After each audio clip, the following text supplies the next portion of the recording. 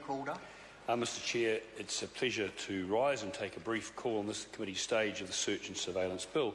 And I'd like to compliment the Minister, Honourable Judith Collins, on the work she's done and her collaborative approach to this very important legislation. I have in my hand here a 93-page SOP, which has been created and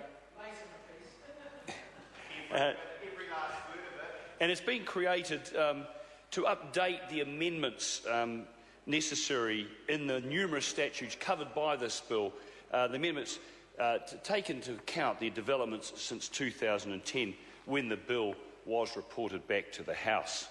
I was speaking briefly earlier on protecting human rights, because it has been a concern with respect to the discussion around this bill, and this Search and Surveillance Bill explicitly states that its purpose is to balance law enforcement and investigation power with human rights.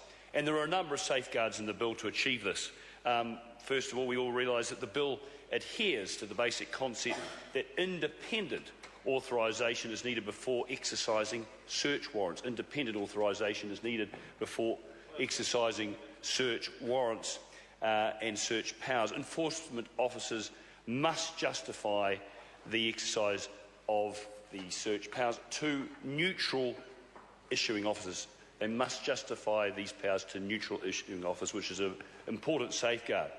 There are detailed reporting requirements to the issuing officer, the chief executive of the relevant agency, and to Parliament on the exercise of the search and surveillance powers. And these thus allow the search powers to be monitored to ensure that they are used properly and not being abused.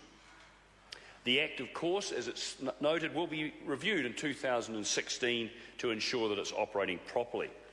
Thirdly, and also very importantly, this bill doesn't affect New Zealanders' right under the New Zealand Bill of Rights Act to be free from unreasonable search and seizure. Now, other safeguards are also important. Enforcement officers who make false search warrants or surveillance warrant applications will be penalised.